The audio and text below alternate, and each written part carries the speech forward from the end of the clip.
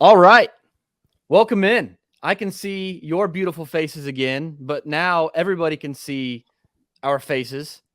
I won't throw my hat in the beautiful category, but Joel, Josh, it's good to see you again here on our new network, the new home of the Royals Farm Report podcast, the Kansas City Sports Network, brought to you guys by Kansas City Strength and Conditioning. Thank you, first of all, to KCSC for picking up the podcast, being our title sponsor for the foreseeable future. This would not have been possible without them. They came in clutch and made this all possible. So thanks to KCSC. They train baseball, softball, all ages out at Home Field in Olathe. Scott Barlow actually works out at KCSC. We got some cool content coming with Scott Barlow on a different podcast with Joel. So that might actually be out before this. But anyway, welcome back into the Royals Farm Report podcast. I'm Alex Duvall, joined as always since day one. Joel, we've been going on like 3 or maybe 3.5 years now of doing this. I am so pumped for this next phase of the Royals Farm Report podcast. Man, thanks for joining us again tonight. I'm excited for what this holds for you. A, how are you doing? B, anybody who's new, tell the folks a little bit about yourself. Man, I'm so pumped right now. This is so cool. This is kind of a dream for us. When we found out that KCSN was a thing, it was like, okay, that's where we need to be. And now to be here, it's a really great opportunity for us. We've been doing this since November of 2018. So like about 3.5 years going on, and to now have this opportunity with KCSC giving us the opportunity, I'm ready to go, man. It's going to be a really fun year, man. I'm just a baseball nerd that you don't need to know much more about me other than that. Love the Royals and really always kind of had an affinity for the minor leagues and player development and scouting and things like that. And Alex brought me on to the site in summer of 2018, right after the MLB draft. And since then, we've done draft coverage and a podcast and numerous podcasts. We've made connections with players and stuff through that. So I'm excited for what we got coming in 22 here. Yeah, this is technically episode number 61. So we were hit and miss there for the first couple of years. We were recording. If you are an OG of the RFR podcast, you might remember back to the SoundCloud days. Oh yeah, we used to record on SoundCloud. That was a trip. But since we've been with the Royals Review Radio Network, they were generous hosts for us for a couple of years. But yeah, now we're in episode number 61, going on 3.5 years. And for our new wave, our new era of the Royals Farm Report podcast, we dug Josh Keizer, formerly of the Clearing Waivers podcast, out of retirement. Josh, I know you were enjoying your retirement of the podcast scene. I appreciate you being with us. For those of you who don't know, Clearing Waivers was another podcast on the Royals Review Radio Network there for a while. It was one of my favorite podcasts to listen to. And then all of a sudden, out of nowhere one day, the podcast is just over. I was crushed. So, Josh, I am thrilled to have you with us. Thank you so much for joining us. I'm excited to have you in the booth, so to speak. Boys, I couldn't be more excited to be on with you guys. It was bittersweet to, like you said, I did enjoy retirement for about 4 or 5 months. It was good to kind of get my feet planted and kind of land, spend some more time with the family, take care of a few things. But the family's all good. We're all good, ready to roll. And I appreciate the shout out on the Clearing Waivers. It was bittersweet. It was a cool thing to do and kind of got my feet wet with the podcast game. But I've been on with you guys in the RFR podcast a little bit. I've been on the Royals Review podcast a little bit, wrote for both sites over the last 3 or 4 years. So I'm just pumped to be involved with the KCSN now. Like Joel was kind of talking about, once it kind of dropped, I was like, well, that's it. I mean, that's where I want to be. And to be able to join you boys on the network is awesome. So appreciate you bringing me out of retirement, and I'm pumped to get rolling. Absolutely, man. So for those of you who don't know, my name is Alex Duvall. I'm going to be the host of this thing this summer. I started at Royals Farm Report with Patrick Brennan back in 2017. He had just kind of come out of a thing he was doing with Kings of Kaufman, and he was really looking to do his own thing and cover minor league baseball. And I was like, dude, I'm in. I was like, I was writing for him at Kings of Kaufman at the time. I was like, let me know, I'm in. So he started a Twitter account, started a website, and then we just off from there. It was a slow couple of years, but that 2018 draft really kind of became the growth spurt that the website needed. And then it was actually that off season then that Joel and I started the podcast. So it was about a year and a half after the inception of Royals Farm Report, the website. We had the podcast, and like Joel said, we've been doing this for about 3.5 years now. Could not be more excited about where we're going. Tonight, boys, episode number 61 is going to be awesome. We've got Vinnie Pasquantino joining us here in just a little bit. 2021 third-round pick Carter Jensen, Park Hill graduate, is going to be joining us here in a little bit. And then to close things out, we have Kale Emshoff, formerly of the University of Arkansas at Little Rock, was one of the crown jewels of that 2020 5-round draft free agent class. So really excited for this. I'm excited to talk to Vinny, because he is not on the 40-man roster, which is good for us because now he can come talk to us. He can't be locked out of minor league baseball. So excited to talk to Vinny. Excited to talk to Carter, too, about being a local kid. What's it mean to be a local kid, put on the Royals uniform? We got to talk to Ben Kuderna just a few episodes ago about what that's like. Like, what is it like to be a local kid, put on the Royals uniform? And he and Jensen were actually both LSU commits before being drafted. So very, very cool. And then Kale Emshoff, actually supporting the brand right now, the Seams brand that Kale started. So he's going to come on and talk to us about his journey from college ball to being undrafted and signing as a free agent. And again, what was a short class in any normal year. Emshoff is certainly a top 10 round pick. And then what's it like, handling a really young pitching staff? So in college, he's handling a certain type of kid, and then he goes to low A where he's a little bit of a veteran in terms of baseball experience, catching some guys who are really getting their first crack at what this level of baseball would be like. So I want to talk to him about that. I want to get you guys' thoughts really quick. Major League Baseball has rescinded their offer, so to speak, of wherever they were trying to get leverage so that they could be able to limit the number of minor leaguers under control by a single organization in any given year. They rescinded that offer. Obviously, that's good for baseball. Joel, I want to start with you. I feel like this is kind of negotiating in bad faith, but I want to get your take. How do you see the negotiation playing out now that Major League Baseball isn't going to be able to control roster sizes in the minor leagues moving forward? I'm not necessarily shocked. This felt kind of like where it was going to head. Major League Baseball tried to do something so outlandish to try and get the players to give in and maybe try and come to the table with a little, maybe they're willing to take a little less. And now that things are starting to ramp up and they realize they need to get a deal done, Major League Baseball pulled that back, which felt inevitable. It felt like it was such a ridiculous thing considering the previous year after 2020, they cut 30 to 40 minor league teams from affiliated ball. And so those communities lost out on being able to see some of these guys. And sure, some picked up independent ball or college wood bat league or something like that, but it's just not the same. So if you really do want to grow the game, there's no reason to cut roster sizes because then you have the slippery slope of cutting even more minor league teams and losing out on the opportunity to grow baseball in some of these smaller areas where they may not have the opportunity to see professional MLB anywhere near them, especially when you look at the Royals like Columbia, South Carolina, Davenport, Iowa, Springdale, Arkansas. Sure, they're kind of close to some major league teams, but not enough for a family of 4 to go to a ball game on a Saturday night. So you really want to grow the game. Minor league baseball is at the grassroots where you do that. And that's why, like you mentioned, the idea of cutting more roster spaces never made sense in the first place. And actually, my former co-host on the Royals Review Radio podcast, Jeremy Greco, mentioned this as well. He said, these guys, it's not just about the players. It's not just about their prospect status as it moves through Major League Baseball. It's also these guys, they go home and they coach. They coach high school. They coach little league. They coach college baseball.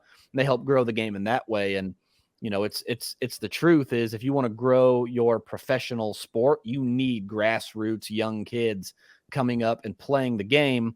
And if they don't have that high level of coaching, then you don't have that high level of baseball at the younger levels. So there was like 4 different layers of why that never made sense. And so I was glad to see it pulled. But like you said, this was never a good faith negotiation and, whatever. Josh, I want to get your thoughts generally about the CBA negotiations, Major League Baseball and the Players Association met all day on Monday. And they met for a good bit of time today down in Jupiter, Florida. Major League Baseball again tried to bring in a federal arbitrator or a mediator again. And the players like, we don't want to talk to a mediator. We want to talk to you. We want to talk to the owners. And the owners, it kind of sounds like, are like afraid to look these guys in the face and tell them that we're screwing them over. Right. So like, that's the thing with the relationship is like Whit Merrifield. Okay. Let's just say it was Whit Merrifield and John Sherman. Now to be clear, I think John Sherman would be much more pro player than the average owner. I think I saw it takes 24 owners to agree to a CBA, or 22, which means 8 could hold something up or something like that, somewhere in that range. So you're talking like you could have 9 owners: the Dodgers, the Angels, the Cubs, the Astros, the White Sox, the Red Sox, right? And they could band together and hold up any kind of negotiation. But you would have to look your players in the eye and go, we are going to intentionally withhold money from you and keep it for ourselves, even though you're the ones doing all the work on the field, right? So what are your thoughts about the negotiations in general? And then how ridiculous is it that Major League Baseball is still trying to get a mediator involved? Well, I completely agree with what you said. It seems like they're completely being disingenuous with their offers, for one thing. They're not negotiating in good faith at all. They are making progress, giving a little bit here and there. But I saw somebody tweeted out like, this doesn't, I mean, the minimum salaries and everything that they're kind of going through, the lottery picks, all that stuff, all that getting like inching closer and closer towards the middle, it means nothing until they start talking about that luxury tax threshold. When they start talking about the anti-tanking measures, trying to keep teams spending, there's never going to be a floor, but depending on how much they're going to spend on the high side of that payroll is really what it's going to come down to. It always was, it always will be, and that's how it is. So I'm optimistic that they're meeting every day. They seem to be meeting for hours on end, which is also in and of itself a good thing. It's not these 15, 20-minute spits in the faces and moving on with their day until next week, and they do the same stuff. So I feel like there's progress being made in that regard. But I think until they kind of figure out this luxury tax threshold thing and kind of start coming together a little bit sooner on a little bit closer on that front, we still could be locked out for a little bit longer. Generally with these sort of negotiations, once one thing gets agreed on, then it starts to go pretty quick. So if they can find a way to go, okay, let's meet here, especially like say it's league minimum salary. It seems like Major League Baseball is starting to come up a little bit. The PA starting to come down. They're starting to get close. If they can get close and agree on something, that could be a jumping off point to just continue this, keep the snowball rolling. Yeah. I think that's going to be, if they can do that by like Thursday, then we're in pretty good shape, because it has to be done by Monday if the season wants to start on time, which they have to start the season on time. You cannot delay. You can't miss games. Baseball's already, way behind basketball and football and some of these other sports in America. People will continue to walk away, especially casual fans. Yeah. So you can't miss this opportunity to get the season started on time. Mm-hmm. I actually think Major League Baseball has a good point and a fair point when it comes to wanting to start the season on time. And it's interesting to me that like they threw out a date that like, hey, we're not going to let you start the regular season on time unless you have this much warm up and spring training leading forward. Like you would think the players, right, would be the ones saying, hey, we need X amount of time before we'll let you throw us out into a regular season game. So that's odd. Maybe that's the owners trying to protect the quality of the performances that'll be out. Like they want them like ready to roll, so it's not a bad product that goes out there. Like I don't know necessarily. Excuse me, but I think it's totally possible. Like my original prediction was game 1 of spring training begins March 7th. And they start regular season on time. That gives them 4 weeks, and then they roll right into it, or like 3.5 weeks, and they roll right into it.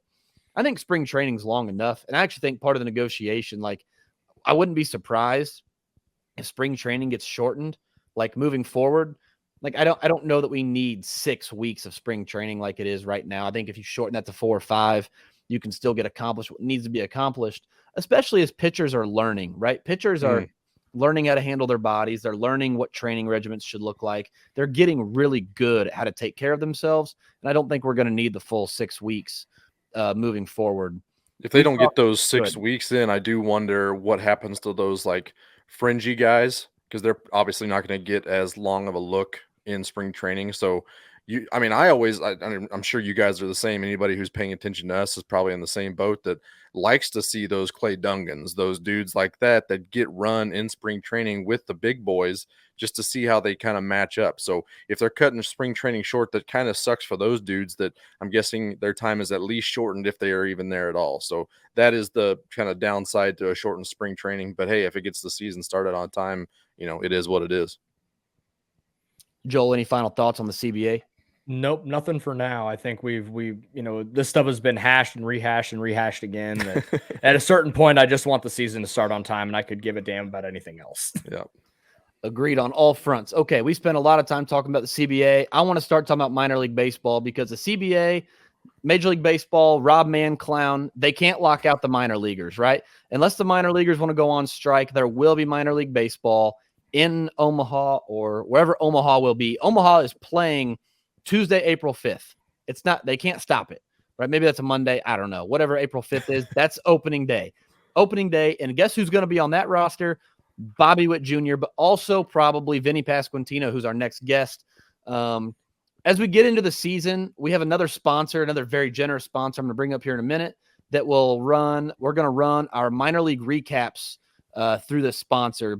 Right now, there is nothing to recap in the minor league baseball, but I do want to give a shout out really quick to the Drum Farm Center for Children. The Drum Farm Center for Children provides nurturing and exclusive services and environments that inspire and yield lifelong success for children, young adults, and families.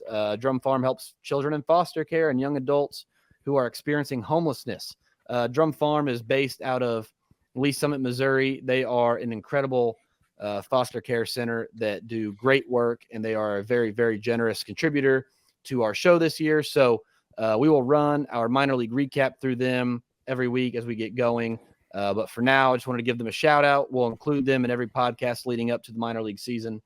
Thank you again as well to Drum Farm out of Lee Summit, Missouri, foster care center for helping out with the show. And hopefully this will be a good partnership for both of us. So, gents, really quick, that Omaha roster on opening day, more than likely to include Vinnie Pasquantino, Bobby Witt Jr., and the guys that it will not include because they are on the 40-man roster, Nick Prado, MJ Melendez, Sebastian Rivero. A lot of the guys, you'd think guys are coming out to see, right? Jackson Coar not going to be there. Daniel Lynch not going to be there.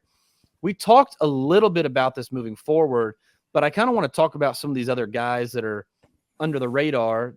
What could if an Omaha lineup consisted of Clay Dungan, Michael Massey, Nick Lofton, Vinnie Pasquantino, what does this look like moving forward? Because you have a really good prospect core right there, and you don't even include some of your best players. There's a good opportunity to see guys like Jonathan Bolin when he gets healthy, but Alec Marsh, Brewer Hicklin will get a good opportunity. Clay Dungan. There's still going to be plenty of guys. The good news is that the Royal system right now isn't so top heavy that all of these guys that are on the 40 right now or that are in AAA right now are not, quad A or, just kind of minor league depth guys. Like there are still legitimate prospects all over the system, and there are going to be plenty. There are going to be plenty that are going to get run. I'm not concerned about it. I want to see Prado, Melendez in the lineup as well, but I'm sure they're going to get their work in and they're going to get ready to go. Whenever the season goes, you're going to see them in AAA really quickly, and that's going to be one of the better lineups in AAA. At least that 3-4-5 with Prado, Witt, and Melendez. Yeah, I should clarify really quick because Joel made me think about it as he was talking. I'm implying that if the lockout persists, right, Omaha plays without the lockout ending, that then Prado, Melendez. I'm not implying they'll be on the opening day roster for sure or anything like that. So if the lockout persists, that's what it could look like. If the lockout ends and they just send all those guys down there anyway, you're talking about Prado and Melendez probably being in Omaha anyway. And then, like you said, Joel, it's one of the best lineups in all of AAA, really in all of minor league baseball at that point. That'd be a fantastic lineup to catch. And regardless, let's say that the lockout does end and eventually you lose Bobby Witt Jr., Nick Prado, MJ Melendez to the big leagues. You backfill with a lot of those guys we talked about, Sully Matias, who didn't get brought up. And you've got a loaded roster. But right now, if he's ready to join us, I want to bring in Vinnie Pasquantino, first baseman from both the High A Quad Cities River Bandits rosters last year, as well as the Double A Northwest Arkansas Naturals. And then also we are losing Joel for the rest of the night. So Joel, thank you very much, sir. I will talk to you again next week. We will see you again real soon. And then, like I said, let's bring in Vinnie Pasquantino. All right, joined now by Vinnie Pasquantino. Vinnie, this is like what, number 3 or 4 for you on the podcast. It is so wonderful to have you back. How are we doing, man? How is the offseason treating you? Are you in Arizona right now? I am currently in Arizona. It is the time is not on my I'm wearing a watch. It's 7:03. It's 7:03 local time. It's dark out now. And yeah, I'm in Arizona. It's like, I don't know, 65 degrees. It's unbelievable weather. So can't complain about that. That's nice. So in a span of 1 week here in Kansas City, it snowed and then it was 70 degrees and then it snowed again. And by a week, I mean in 3 days. Yeah. That's what I like to call building character, if you know what I'm saying. I mean, you just, you got to adapt, adapt or die, Mm-hmm. That's just how you got to do it. Is that how Billy Bean meant it? He was talking about the weather, not.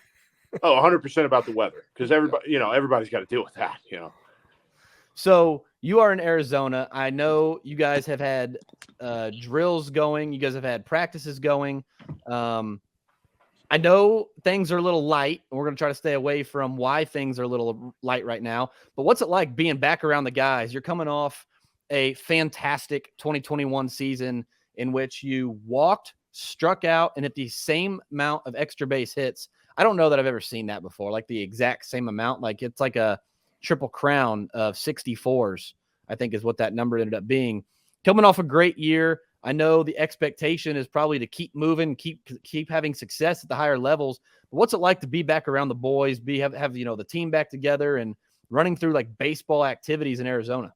Being around the guys is the best part of the game. I mean, there is no part of the game that I would consider to be better. I mean, look at all the former players that always talk about what they regret or what they miss about the game. It's being in the locker room. That's what everybody talks about. It's very rarely anything on the field. So for us, we're just trying to live that now and enjoy it while we have it. I mean, I have 3 unbelievable roommates right now in Nate Eaton, Jake Means, and Michael Massey. So I don't know how much better it can get. I'm just soaking it up every day. We had Michael Massey on the podcast last summer as well. At the end of the year, actually, he and Will Klein joined us to talk about their championship run there in High A. You happen to be on both those teams that won championships in High A and then up with Double A as they won it. I'm assuming the goal is to take that to the next level and win another championship at Omaha, which season begins like April 5th, right?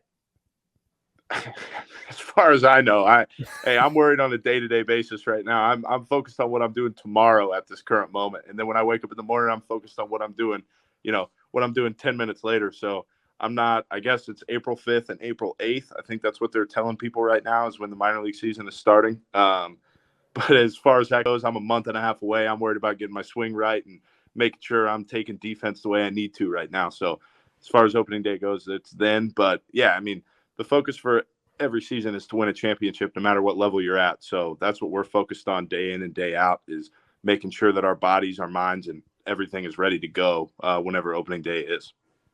When we talked to, I think it was Massey last summer, he mentioned that, in high school, they never won a state championship. And then Illinois, never won a Big Ten championship or anything. I don't know specifically about yourself at Old Dominion or in high school, but when you won that championship, because you guys got second in the Appalachian League with Burlington, and then you won it last year, which was your second year of pro ball, and you ended up at Double A. How many championships had you won at the baseball level, at any level of baseball in your past? And how much, I know the Royals put a huge emphasis on winning championships, and they want you guys to win championships in the minors. But how much learning do you think, you learn every day playing baseball, but grinding and moving your way towards a team championship, how much can you learn from that? And like, what did you take away from that championship at Double A last year? Well, I think what you take away is that you can do it. And when you realize you can win as a team, I mean, what can't you do at that point? Because the goal for every baseball player is to win at the major league level. But in my mind, if you don't win at the minor league level, how do you know if you can win at the big league level? So, I mean, there's a lot of confidence rolling in the Royals minor leagues right now, and that's pretty special to have. I mean, a lot of guys have been a part of a lot of championships, and that's just a really cool thing. As far as my past winning, we won. Like I've been on a few really good AAU teams that won. We won in Fort Myers when I was a junior in high school, but my high school team was really good my junior year. But one of my roommates, Nate Eaton, decided to shut us out through 9 innings in high school, and he could tell you all about that. I went 0 for 4 my last game. It wasn't my best high school game, and he was the reason for his team moving on to states, and my team's just sticking around in regionals. So as far as that goes, I was never able to win at the state level or anything like that. But it's super special to win in the minor leagues because it's just something we still talk about in the locker room today of just how cool it is to be able to call yourself champions at the end of the year. You've mentioned the camaraderie between your teammates, and part of that is a leadership aspect that I think oozes off of you. You can I don't know, I can tell the outward personality that you carry about with you. I have heard it from people within the organization, other players. And you mentioned that in high school, you were a part of like the theater department in high school.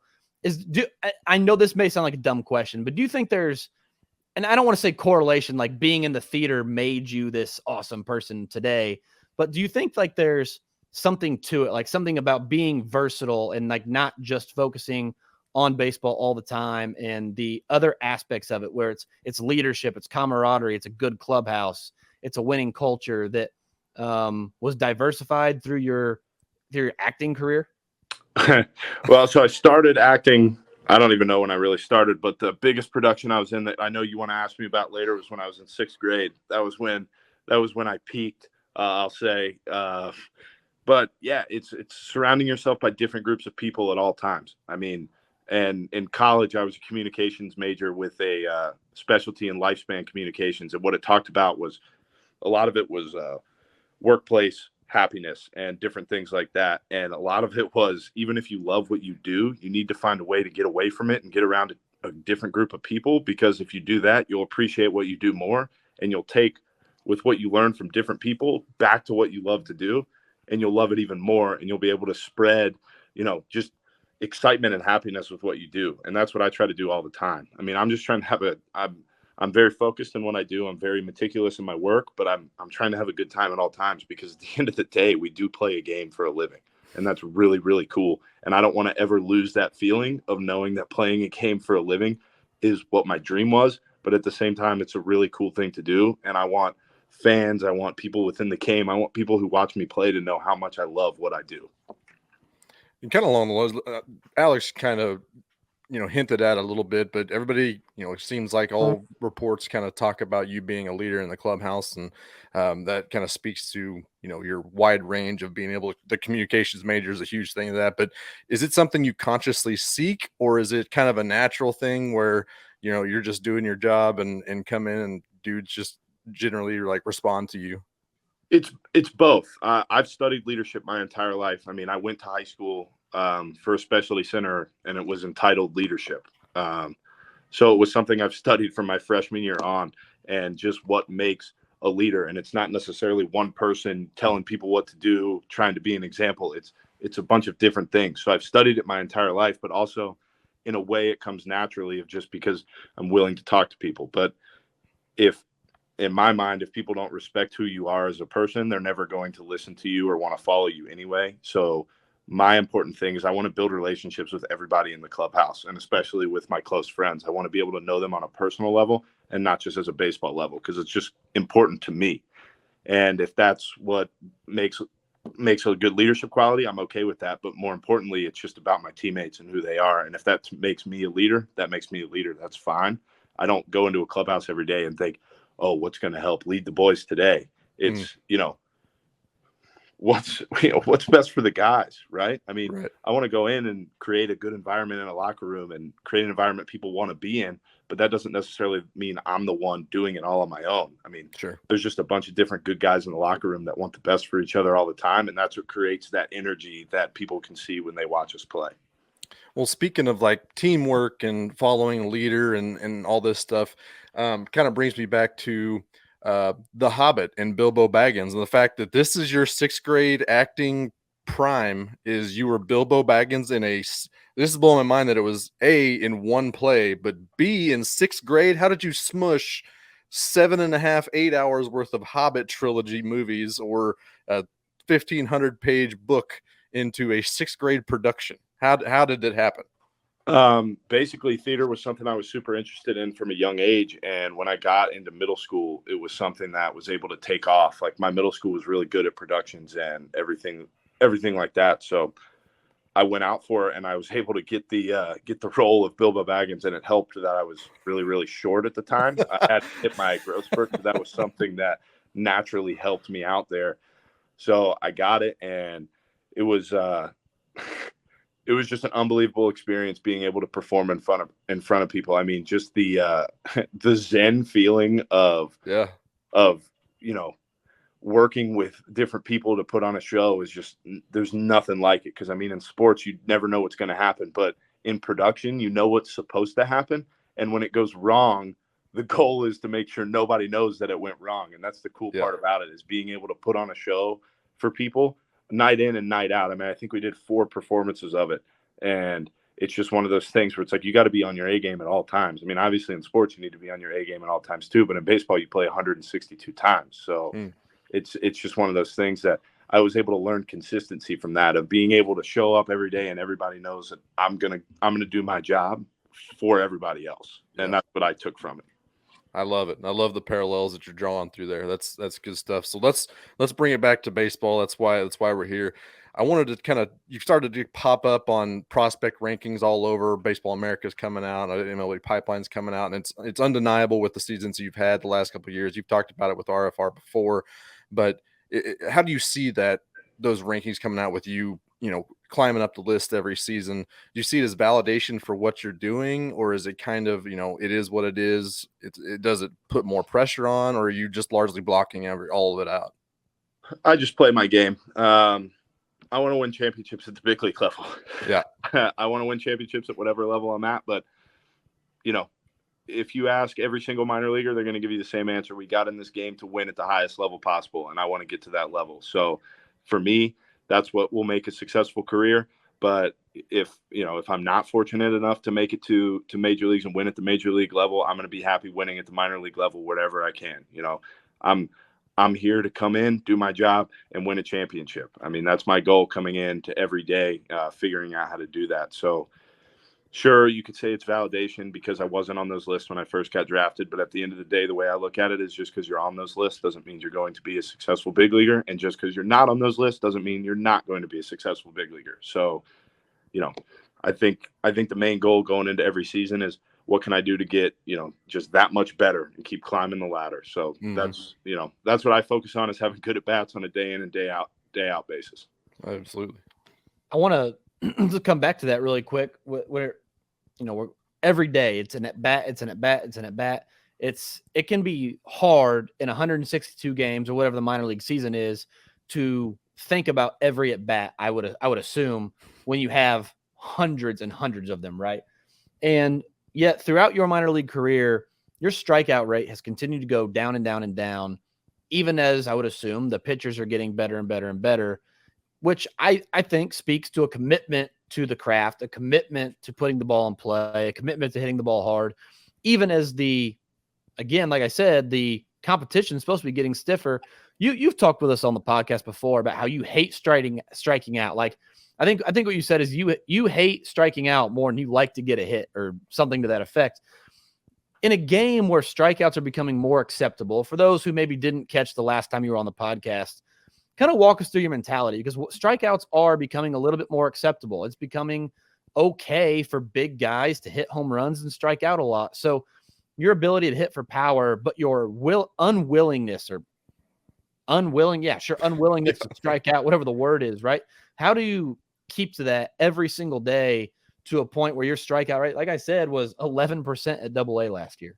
Well, I would like to start off with the reason that strikeouts are becoming more okay is because these dudes on the mound are doing stuff that you would never even imagine they could do with the baseball. I mean, some of the things that we try to do off a machine and try to profile different pitchers, these guys are unbelievable. I mean, they're figuring out things of how to move balls in ways that you couldn't even just imagine a ball moving in. But, my approach has been the same since I was little. Is I'm up there to make a pitcher's life as difficult as possible. And in my mind, I think the best way to do that is find a way to put the ball in play. And it doesn't mean that I'm just a stiff person of being like, oh, if I strike out, that's a terrible at bat. Like, that's not how I think of it. I have my own formula of what makes a good at bat, and I try to stick to that as much as possible.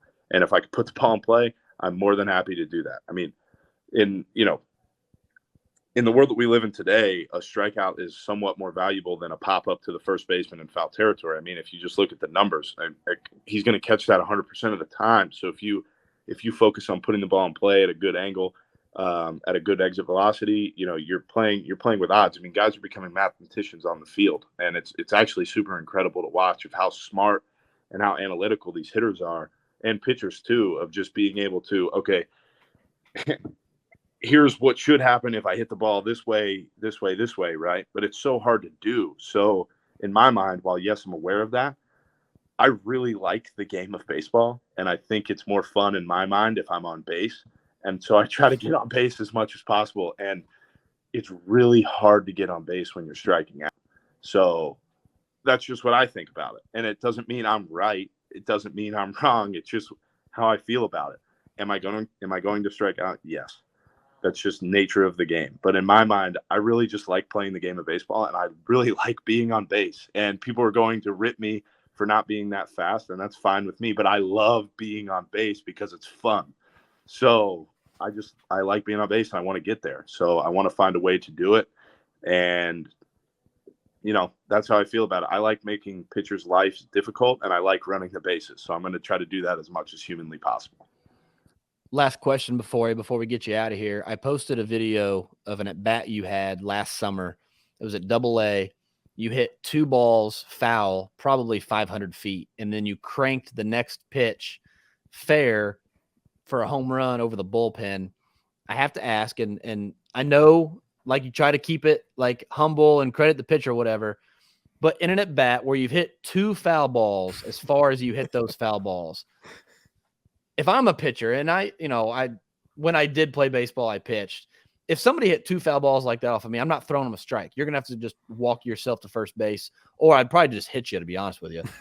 So when he throws you another pitch worth hitting, like, come on, be honest, on your way to first base, you had me thinking, like, what was that guy? What were you thinking about? Like, what did you think was going to happen if you threw me another strike? Well, so to be honest, in the video, because I've seen the video a few times now of Nick Batter's call, he says, flip that bat, Vinny. I flipped my bat probably in a more aggressive way than I normally would have, because I was so angry of the fact that I wasted 2 homers foul. So growing up, and especially in college, our big thing was, and it was majorly messed up towards the hitter, because we would straight up say it to them when they were in the box. But if you hit a foul ball homer, you're striking out. You don't have a choice. You're striking out. You wasted it. You're about to strike out. But the way you can reverse that curse is if you hit a second foul ball homer. So I hit the first one. In my mind, I'm like, yep, I'm striking out. There's nothing I can do about it. It's just, it's the way the game is played. I hit the second homer, and in my mind, I'm like, I reversed that curse. I got a shot here. And then when I hit it, it was a bunch of anger in there, because, like, you can't waste 2 pitches like that you can hit fair, that you hit foul. And then at the same time, it was just a big relief of, man, I reversed the curse. And then my phone blew up from all my college friends, just letting me know how cool it was to actually break it. Because there's one person we've seen who hit a foul ball homer and then hit a homer in the same at bat. And his name was Mike Wilansky, and he's the best hitter I've ever seen in the Valley Baseball League in whatever year I played there. So we've only seen it happen once, and I'm just honored to have broken the curse and be able to do it all in one at bat. So God knows what happens to your season if you don't do that. Who knows what happens? If you hit one foul, you got to hit another one foul, or else you really just don't have a shot. Vinny, thank you so much for joining us tonight, man. Good luck to you this season. I'm sure we'll have you back on again soon. Good luck in Arizona. We appreciate you. Thank you. And we'll talk to you again soon, man. Yeah, appreciate it, guys. All right. We are joined now by Royals catching prospect Carter Jensen. Carter is a graduate of Park Hill High School here in Kansas City, Missouri area. So, Carter, thanks for joining us tonight, man. Are you also down in Arizona getting some work in? Yep, I'm down here in the open camp getting ready for spring training and all that to come. So it's been good to be down here a little bit early to get my work in. So Are you staying at the Fountains, the new complex there in Surprise? yeah. Tell us about that. So I know Alec Lewis of The Athletic, I don't know if you saw the article, wrote a whole big thing about the Royals and how much they wanted to get this done and, you know, what it means to them to be able to allow you guys this housing opportunity there, you know, right there next to the spring training site. So tell us about the Fountains. What's it like being able to stay there? Because I know you got a taste of minor league baseball last year, but the full season grind is hotels and I'm sure crappy apartments and cheap housing. And I know Major League Baseball did some things to fix that. But tell us about the Fountains there where you're staying right now in Surprise.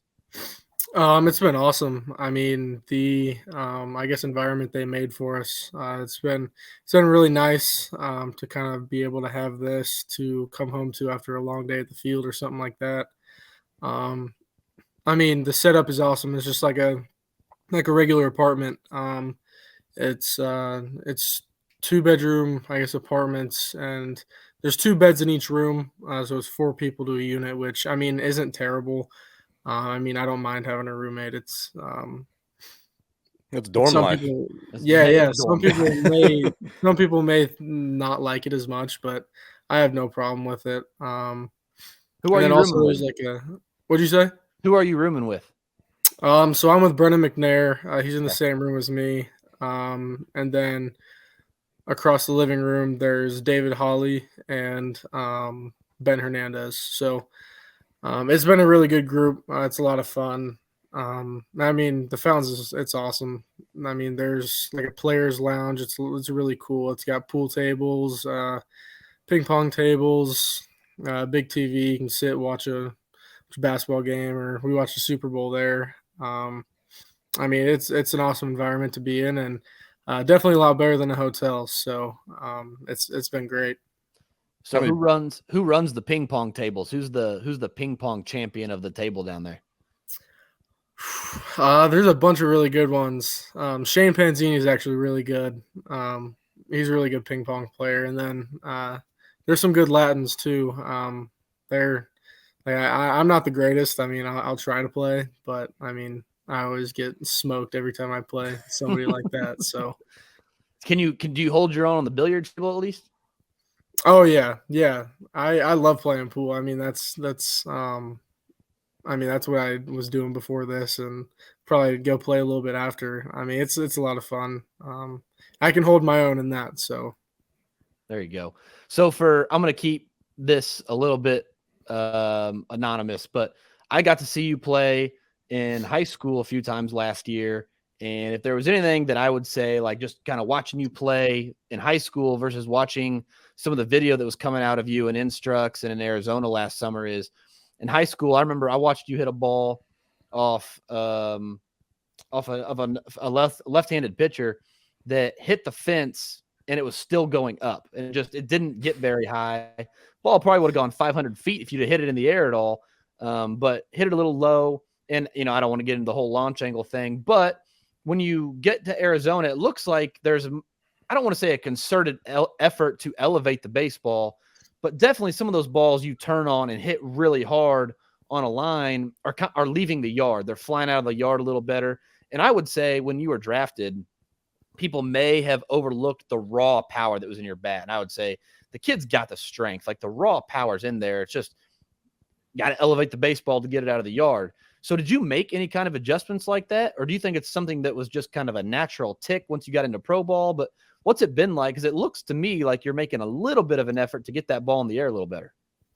Yeah, I mean, it's kind of a mix of both. A little bit of an adjustment and a little bit just kind of it happening on its own. But I mean, I kind of like to think about it. I mean, in the Royals organization, they like to think about there's run scorers and run producers. And me and all my coaches believe that I'm a run producer. I'm somebody who's going to be driving in runs. So, I mean, you're not going to be able to do that great of a job at that if you're just hitting ground balls. So, I mean, I knew that I had to get the ball a little bit more elevated because if I do catch one, it'll be a lot easier to hit them out. And hit those doubles, triples, whatever it is. So, I mean, a little bit of an adjustment, switching my load up a little bit instead of rocking back super far. I'm trying to load into my hips a little bit more.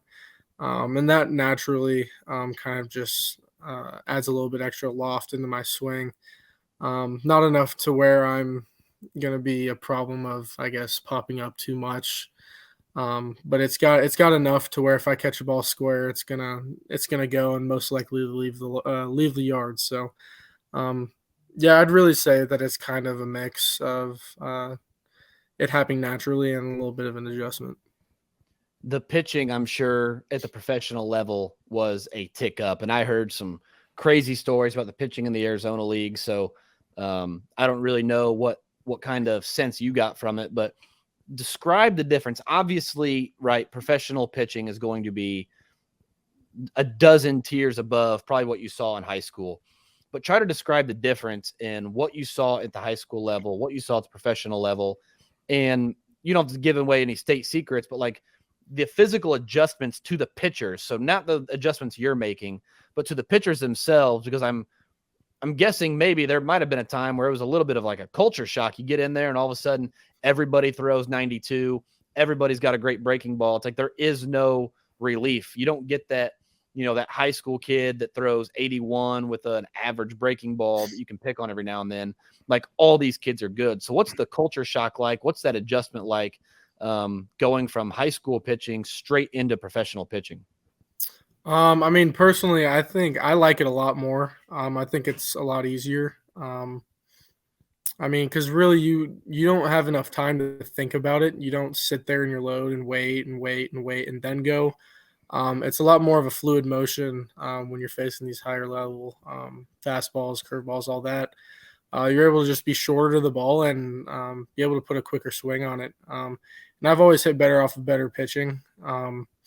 Just because, I mean, I don't think as much. I don't have as much time to think. I'm really just going back to my roots and letting my swing do its thing. So, I mean, it really wasn't too hard of a change. Because, I mean, I remember my first game, they had prepared us well and prepared us high schoolers well for the pitching change that we were going to endure, just going from high school to professional pitching. And, I mean, it worked out. I ended up having a great game, great first game that I could build off of, and it kind of just took off from there. So, yeah, like I said, it's not that big of a change for me, other than I guess just making sure that I'm quicker to the ball and being able to put a better swing on it.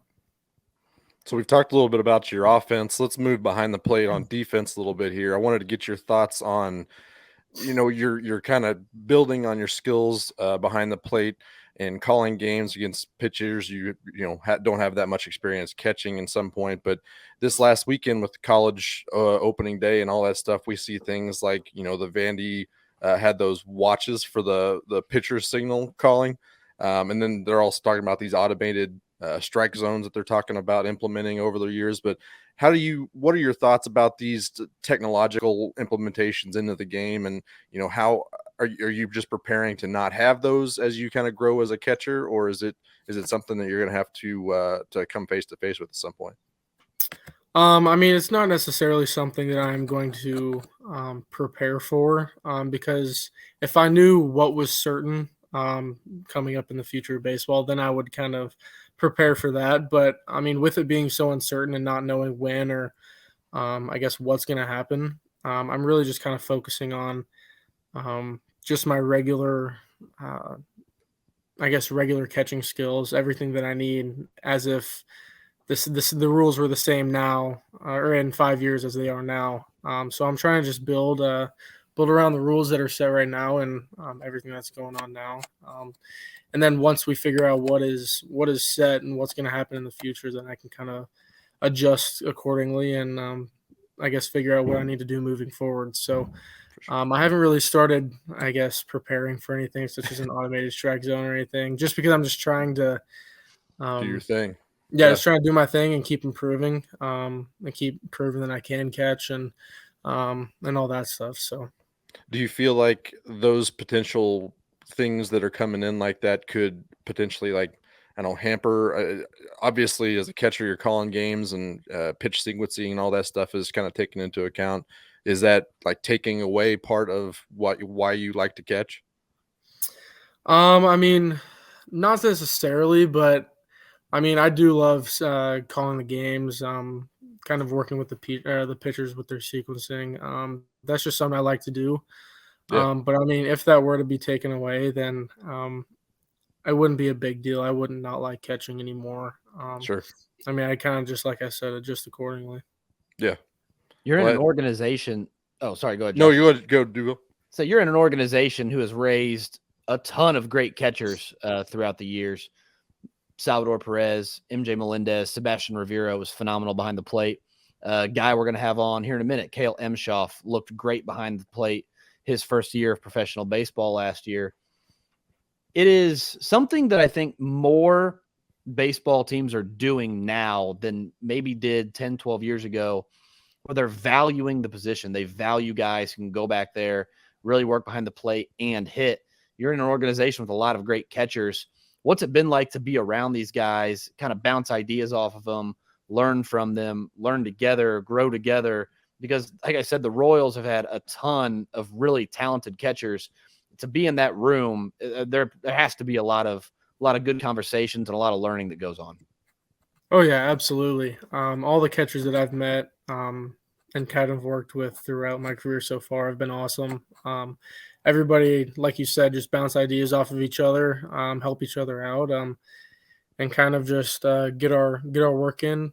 I guess we all do it as a team, and it's been really awesome. And I know you mentioned Kale Emshoff. He's been a huge guy for me to kind of talk to and bounce ideas off of because he's a more experienced guy. He's older than me, and he just kind of knows how things work and how a full season can affect a catcher. So I've talked to him a lot, and he's been a really great source for me to kind of prepare for this upcoming season and make sure that I can get the best out of it. I saw the video of you hitting nukes in the middle of the night with Eric Sim, the king of JUCO. I saw it on social media somewhere. That guy is one of the most entertaining people I have ever watched on social media. Like you talk about like just the prime example of a guy giving everything he's got, no matter what he's doing, like throwing a Frisbee, throwing a brick, throwing he pulled down like a grapefruit or something in a video he did, trying to hit wiffle balls off a guy who's hitting them with a tennis racket, like full send, no matter what it is that he's doing. What was that experience like? I know he had a bunch of you out there just to have a little home run derby, it looked like, in the middle of the night. And I know it's just for fun going out there hitting BP, but what was it like being around Eric Sim, who's become one of, if not the most popular baseball face in social media? It was incredible. I mean, that's somebody who I've kind of, I guess over the past year or however long he's been doing stuff, who I've been kind of following. And like you guys said, he's super entertaining. But also one thing that I really like about him is just the drive he has. Even though he's not playing baseball professionally or anything anymore, I mean, he's still striving to hit new records on everything he has or everything he does, such as the exit velo, throwing, when it comes to lifting weights or whatever. He's super driven, and it's really cool to kind of I guess bounce ideas off of him too, and I guess just be around somebody who has that same drive as me, even though he's not really doing it for a professional team or anything like that. So it was a lot of fun. Definitely something that I want to do again, just kind of work with him and make content or whatever, try to grow my brand a little bit. So yeah, he was a lot of fun to hit with, and probably will end up doing something else with him here soon. So I've got one more question for you. Your nickname is Launch Angle, correct? I mean, that's honestly news to me. I had no clue. I heard that. I was just wondering about the origin of that. Oh, I mean, not too many people call me it. I mean, I get behind a lot of good nicknames, and Launch Angle I very much love. So I was hoping it would stick and it'd be a thing. That'd be rad. Yeah, I mean, honestly, I've I mean, people have said it before, but it hasn't really stuck Okay. totally. But we've got some other nicknames that are, I guess, pretty cool. So What's that? I want to hear all the nicknames. All right. Well, so the main one is El Gato Blanco. So the white cat. That's just kind of what happened. I don't know where it came from. Well, actually, I do know where it came from. So it was like my first week down here. We were doing team defense. And it was like a ball to the pitcher, and he had to throw it to home. And I was standing behind home, and I was talking to one of my catching coaches about something, and the pitcher overthrew the catcher, and it was coming right at me, and I like quickly dodged out of the way, and all the Latins were calling me like El Gato, and I had like cat-like reflexes. So that came out of nowhere, and it stuck ever since. Love so, it. They still call me, and it's either just Gato, El Gato Blanco, El Gato Grande, whatever it is. El Gato Grande. I love it. But I mean, it's been a lot of fun.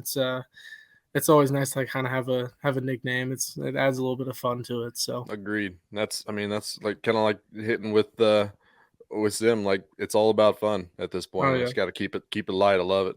yeah, for sure. That's awesome, man. Carter, thank you so much for joining us. It's cool to have another local guy back on the show. We had Ben Kuderna on a little bit earlier, fellow LSU commit as well, not just a Kansas City kid. So good luck to you guys. Thank you so much for joining us tonight. Really appreciate it. We'll be following you this year and hopefully get you back on again. But good luck to you, man. Thank you very much.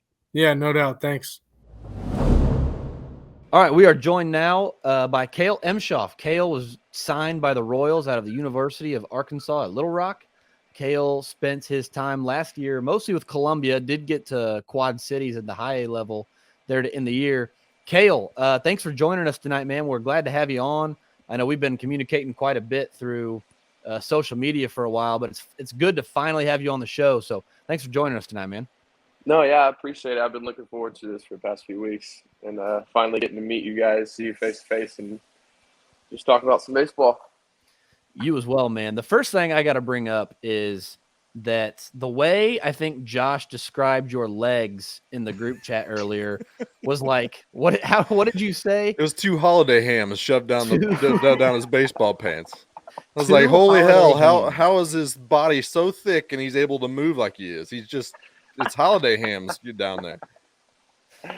This is like a uniquely catcher, and even in some ways, like for some pitchers, like it's easy to identify the catchers in street clothes because like they have very normal fitting suit tops, and then like suit pants just don't exist. I'm assuming you've come across these issues at some point. Absolutely. Having to buy bigger clothes, just like I've had the biggest problem in jeans, especially. I can never find a right size that just fits me. I always have to like sacrifice a little bit, whether it's the length or more in the waist. I never really thought of my legs being that big, but I guess that's how we're starting this. I'm not big on swing mechanics, but boy, I can recognize some big thighs. So that's my area. I can make some judgments on that. Josh sent that in the group chat earlier, and I was like, well, he's not getting away with that. So that's getting brought up first things first. Let's get this out of the way first. Kale, you started a brand that is called Seams. I got the hat and the hoodie on. Thank you for sending that, by the way. Heck yeah.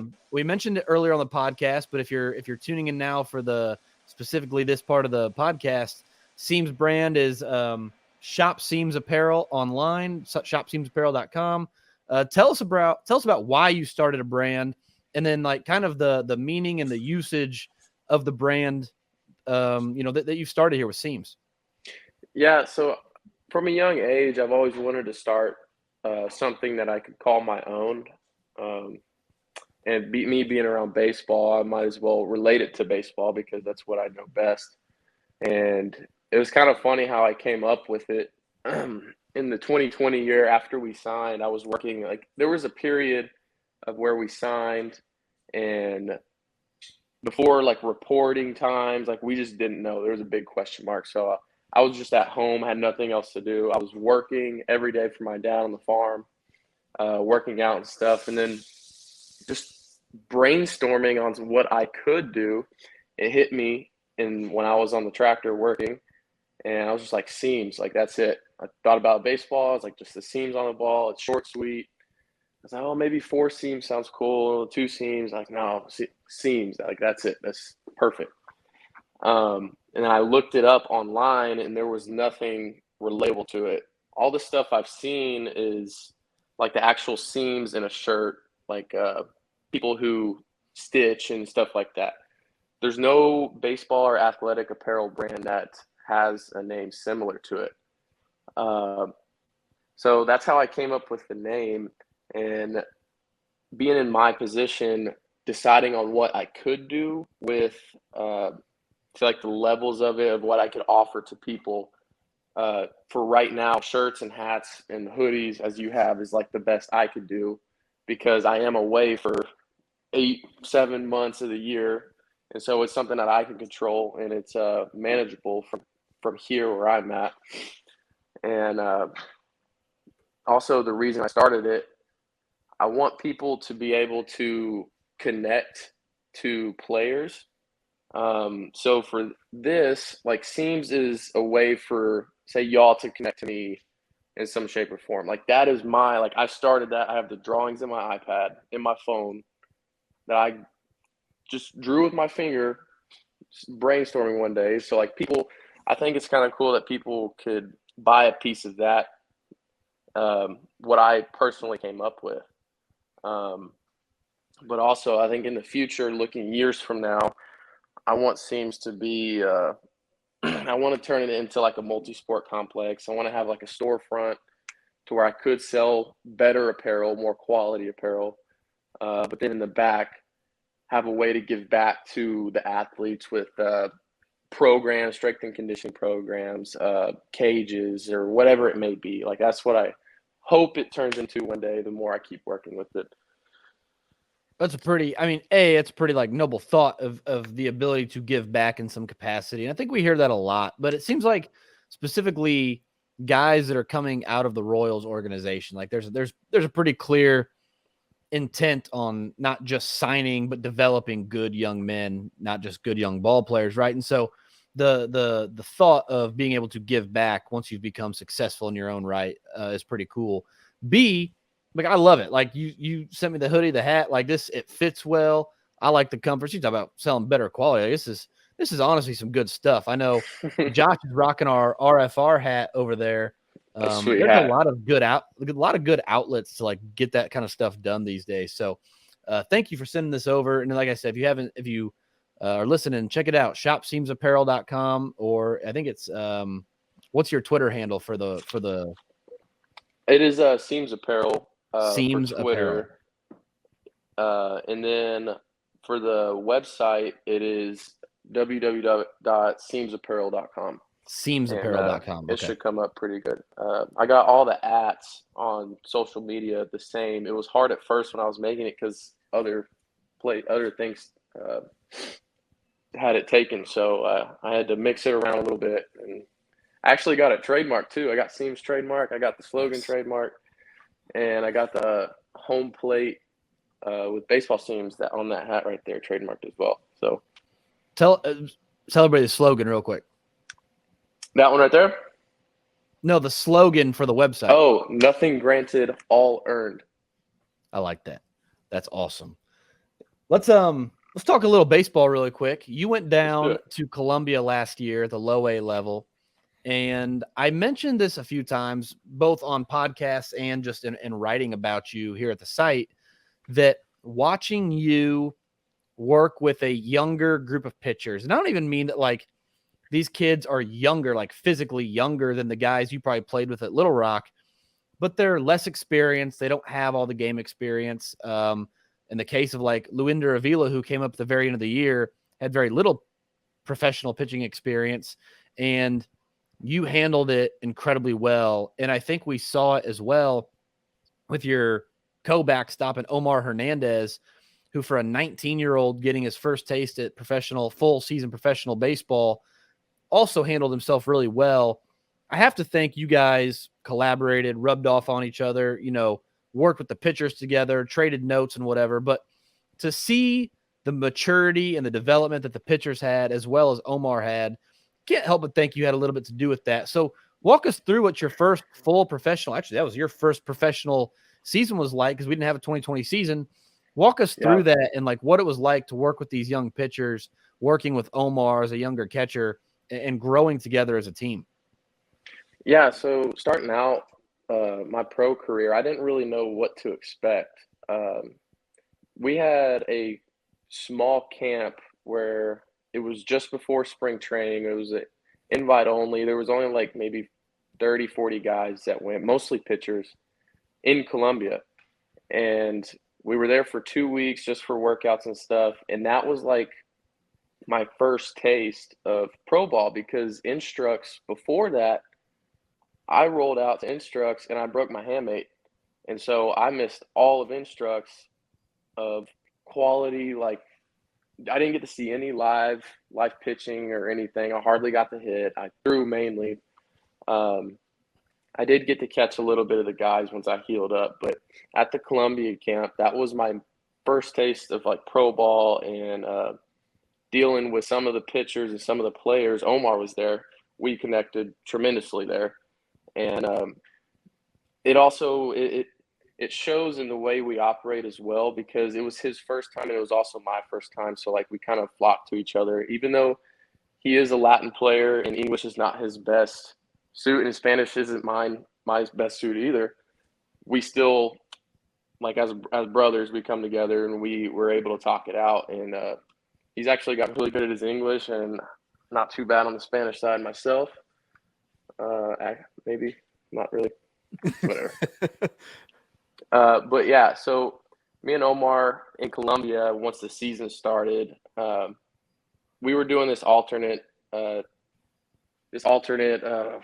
losing my words, like where he would catch and then I would catch the day after. And then we would go after, like the week, at the end of the week, we would go after how the games went, what pitches we need to throw, even with the pitching coach. We would talk about what needs to happen, what plan we have to do for the next team coming into town and where we're going.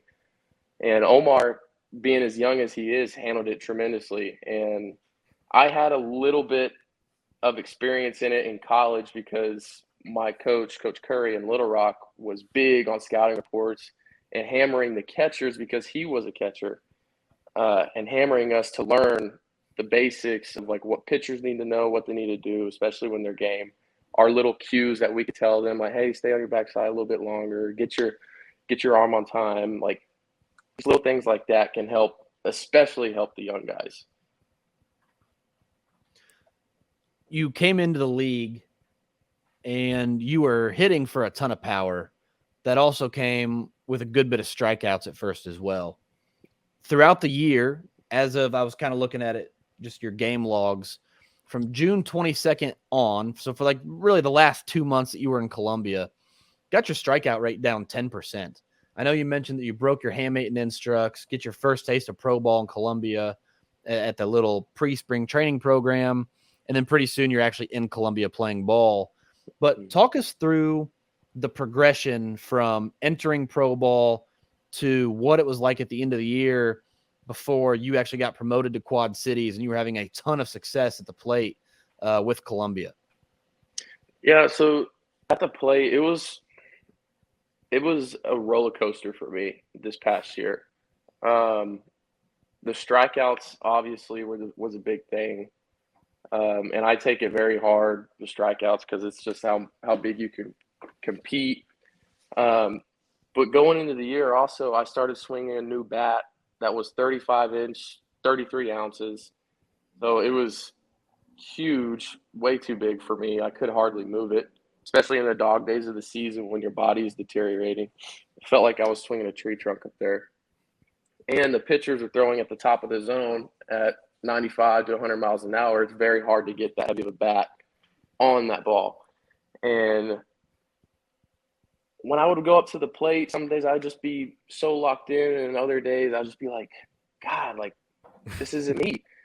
And then once the season concluded, I went home, and it was just one small little tip from one of my old coaches, and since I've been in Arizona right now, I've been absolutely crushing the ball and so much more confident. Like, I'm having fun with it too. I think that was a big thing this past year. I didn't take the time to see the little things and enjoy the times as much as I should have. I did a podcast the other day and I talked about like going to do normal stuff, to get away from the field, to just be a normal dude, like go relax a little bit, and instead of having to show up to the field and be like, oh, I gotta go to the field today, like it's a job, like I have to do this. No, like it shouldn't be like that. We're playing professional baseball, especially where the game's going nowadays. Less guys are playing yearly, and we should be thankful each and every day to do this. And I think that's going to change for me this year. I'm going to be a lot more thankful and be more confident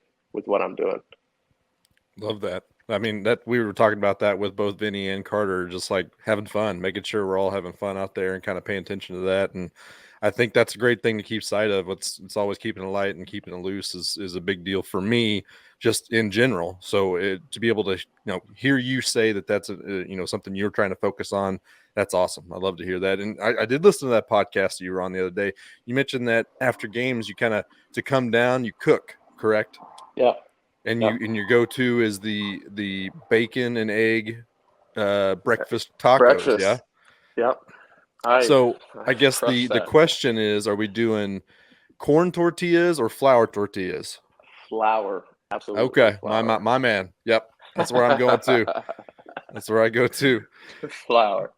That's the way to go. I know you're from a Texas guy, so I knew that corn is pretty prevalent in the Hispanic culture. So I know plenty about the corn tortillas as well. So, back to baseball. I mean, you guys talked about your K rate, and you don't really, you take it kind of hard, but you weren't getting cheated on those because you also had a very good walk rate as well, 13.5 this whole last season. So when you go up there, is your approach just to make sure the pitcher's working? Are you just waiting for your pitch, or you kind of just go up there, looking to make hard contact? And what's the approach like in that? As soon as I show up to the field that day, I'm hunting fastball, no matter what. Fastball the entire time until he can prove to me that he's going to get me out with something off speed. Something else. Yep. And then, so if it's an 0-0 count, then I'm hunting fastball, mainly middle to away. I want to try to drive the ball the other way as best I can. In this past year, I kind of showed that I pulled the ball more than I did hit opposite field. Now, I think that was a direct reflection of my heavier bat. Like, I would have to start so early and try to pull the ball because otherwise I couldn't get that bat around to make contact. Yep. Or if I was a little bit late, I foul it. Like, I'd have so many of those games where I was like, how am I missing that? Yeah. And so, like, going back to the count, I'm hunting fastball most of the time. And if he leaves me a breaking ball up in the zone, somewhere middle, I'm going to do my best to drive it as well and stay on my legs, try to stay middle of the field. And I think this year too, I'm going to do my best to be more selective. And also this past year, it was, I say it to everybody who asks me, it was not an accurate representation of myself at all. If you go back to my last year at college, you could ask anybody I played with, that is the accurate Kale. Like, I was walking every day. Like, I did not strike out like I did. And, I know strikeouts happen and we're facing elite pitchers every day. But it was just not me. Not me this past year.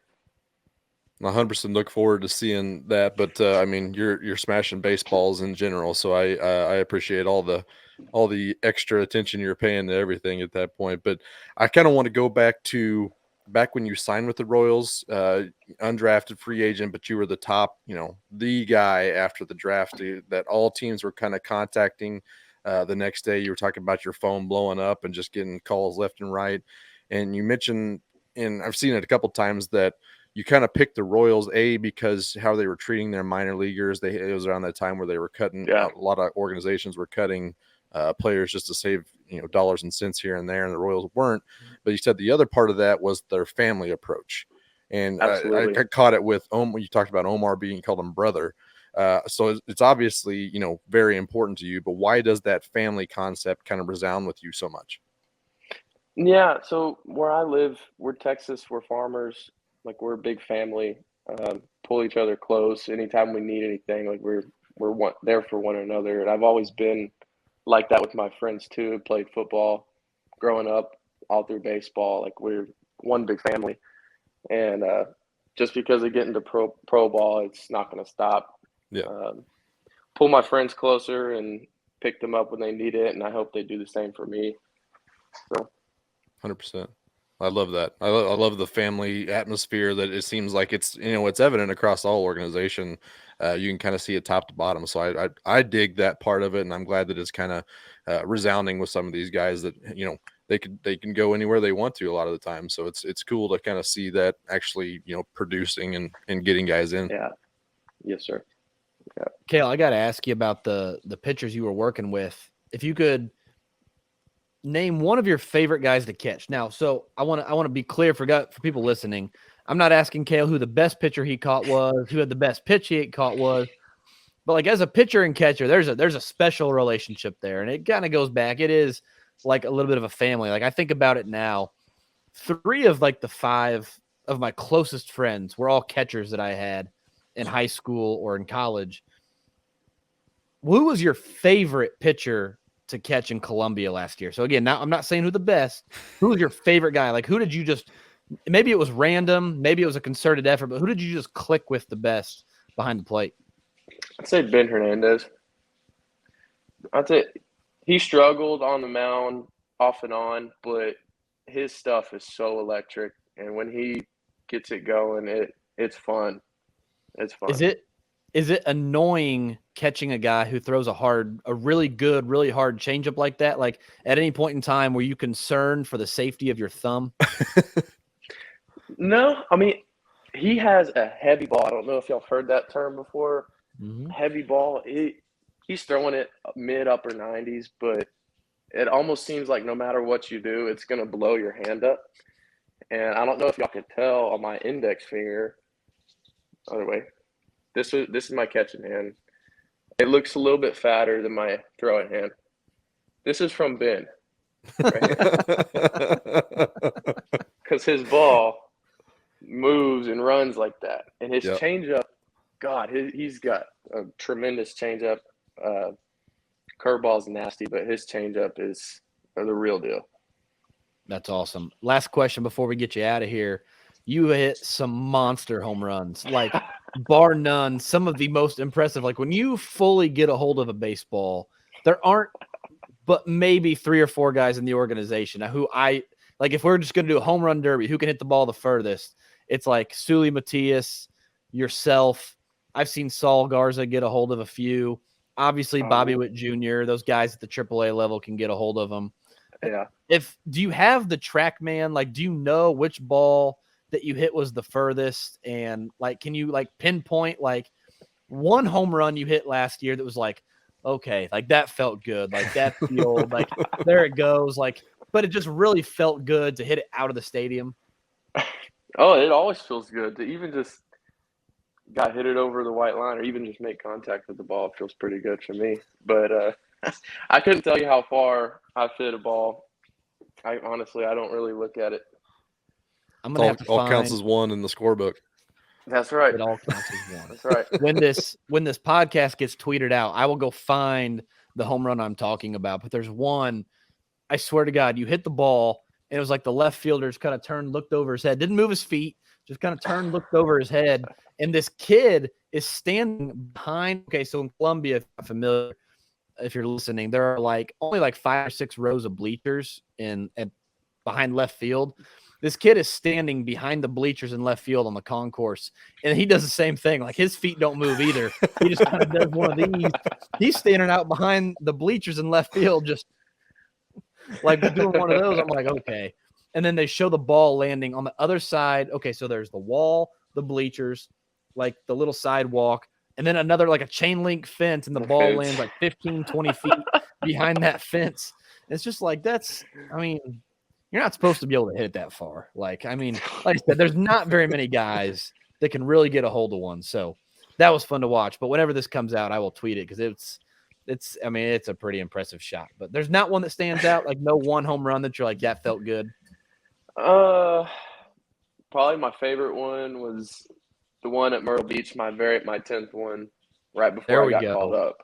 Right before I got called up. That was probably one of my favorites. I think I've got video of that one too. I'll tag that here at the bottom of this tweet as well later on. Kale, thank you so much, man. I really appreciate it. We'll be in touch. Hopefully later Yes, this sir. summer we'll get you back on after a great year between high A, double A, triple A, hell, wherever the baseball gods take you this summer. So thank you very much, man. We appreciate you joining us and good luck to you, man. Thanks, guys. I appreciate it. Thank y'all for having me. All right. Well, thank you to everybody who joined us tonight. Joel will be back next week. There's a weird thing here where we can only really effectively get 3 people on the screen. So Joel ducked out for us tonight as we had a round of interviews. We wanted to put something special together for you guys for our first new episode here with the Kansas City Sports Network. Again, thank you to Kansas City Strength and Conditioning at the At Home out there in Olathe, Kansas. We are super excited. We are really, really excited to be here. We are thankful to KCSN, BJ Kissel, Tucker Franklin, all the guys who are making this happen behind the scenes. Drum Farm, who's going to sponsor a segment like we talked about later on in the summer when we actually have minor league baseball. Those recaps we did all last year will be brought to you guys by Drum Farm, who again is a foster care facility in Lee Summit, Missouri. Josh, I don't know about you, but I loved all those interviews we did tonight. Vinny's just an awesome dude who you could talk to about anything. I made after he made a comment to Joel and I after the Chiefs lost to the Bengals about I don't remember what, Patrick Mahomes maybe. And I said something about, yeah, he pulled a Zack Wilson out there. And then he didn't appreciate that very much. If you don't know, Vinny's a Jets fan from the East Coast. So that was on my list of questions. Is I was going to take a dig at Zack Wilson for sure. So I'm glad that somebody got it to him at some point. We relayed that to him. Carter, I thought, did a great job. Carter, I don't even know if he knows this because I don't know. I prefer not to say, but I coach here at the high school level locally, and in Carter's senior night last year, it was his last at bat at his home stadium, and it was a really tight game, and I had to intentionally walk him. His last home at bat. I was like, he looked at me again. He didn't know who I was. He turned around. He just glared at me. I'm like, shouldn't hit the last one off the fence, kid. I don't know what you want me to do. If you wouldn't have hit that last ball off the fence in right center field, I might have let you swing the bat. But it was like second and third, 2 outs or something like that. We had to, but yeah, I felt bad about that. So I didn't. He's coming down and debriefing after the interview. I was like, why do I know that dude's face? Oh, he ruined my senior night. He ruined it. That's who that was. Yeah, so, well, the guy hitting behind him ruined the game for us too. So it all worked out in the end. It all worked out for him in the end. And then Kale is a great dude. Kale, like I said, he got us hooked up with the hoodie, the hat, everything he does over there, it seems, is great. I don't know what he's talking about, getting better quality.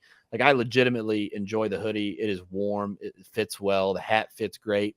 It's like the same hat as what you got on with the Royals Farm Report hat, Josh. So, anyway, thank you. The home plate design on that is red. I like that. Yeah, I do. I don't know how he got that home plate patch on there. I need to look into that for ours. But anyway. Yeah. Thank you. Great interviews, 3 great dudes. Appreciate their time and happy, healthy seasons of wishes from us to them for sure. On that end, the CBA negotiations are moving forward. I really think we're going to get some baseball in, regardless if Major League Baseball plays or not. Bobby Witt Jr. will be in uniform in Omaha on April 5th on opening day for the AAA guys. College baseball is under full swing. High school baseball gets back into gear next week. So really excited to get this going. And again, thank you to everybody who made it possible. KCSC, Drum Farm, KCSN, BJ Kissel, Tucker Franklin, who's back there in the green room watching us record right now, making sure everything flows smoothly.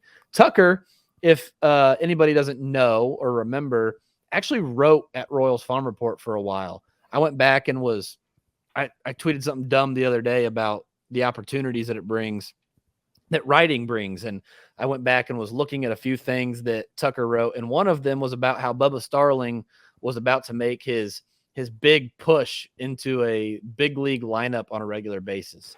I was like, well, they can't all be winners. So, but in all seriousness, thanks, Tuck, for producing this thing, getting this all ready for us.